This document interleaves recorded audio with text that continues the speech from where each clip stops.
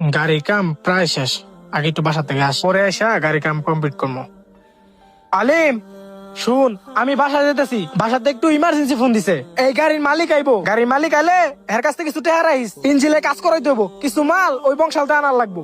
তুই এই টাকাগুলো রাইস, আমি বাসা থেকে আইতাছি। আমি আর এক পর্যন্ত কিন্তু তুই এনে থাইস। আচ্ছা ভাই, তুমি যাও, আমি এখানে বসে আছি। ওই লোকটা আসলে আমি টাকা নিয়ে রাখমুনি। আচ্ছা টাকাটা রাইস, আমি চালো চলে আই পড়মু।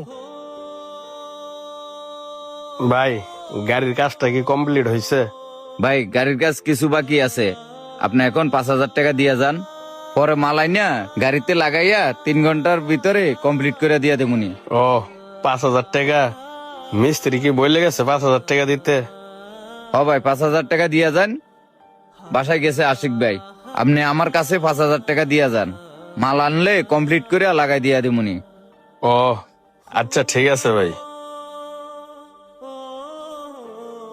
লন, এখানে 5,000 টাকাই আছে, আপনি গাড়ির কাজটা কমপ্লিট করে দিন। আচ্ছা ভাই, তাইলে আপনি এখন যান, 2-3 ঘন্টা পরে আসলে কমপ্লিট করে দিয়ে দেবুনি। আচ্ছা ভাই, ঠিক আছে। আচ্ছা যাক, ওই লোকটা কি গেছে গা।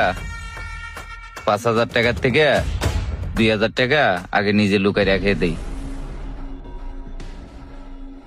কিরে, তোর কাছে কি টাকা দিয়া গেছে? হেলো, হ, দিয়া গেছে, কিন্তু তুমি তো আমারে টাকার কথা বলো নাই। ওই লোক 3,000 টাকা দিয়া গেছে। ও আচ্ছা, দে টাকা।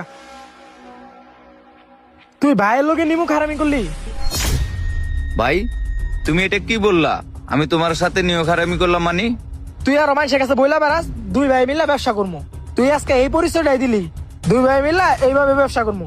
তুই ভাইয়ের টাকা এইভাবে চুরি করতে পারস?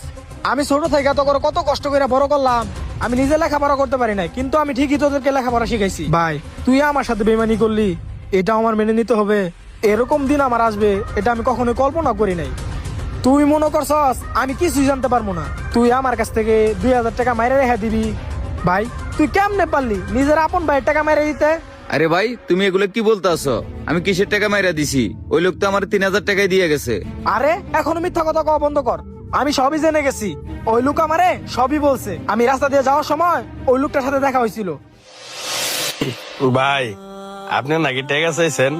5,000 টাকা দিয়েছি, আপনি নাকি মাল কিনবেন? হ ভাই, আমি মনে করছিলাম এমনিতে ঠিক হয়ে যাবো, কিন্তু কিছু জিনিসের অনেক সমস্যা। এই মালগুলা বংশাল থেকে আনা লাগবো, আমার কাছে তো তেমন টাকা পয়সাও নাই। তাহলে ভালোই হয়েছে, আপনি যেহেতু 5,000 টাকা দিয়ে আসছেন, আমি ওই টাকাটা নিয়ে মালটা আনতে পারবো। হ ভাই, আপনারা টাকা চাইছেন, টাকা দিছি। কাজটা একটু মনোযোগ দিয়ে করেন, আর যাতে এরকম সমস্যা না হয়। আর একটু তাড়াতাড়ি করেন, আমার সন্ধ্যার সময় একটা মিটিং আছে।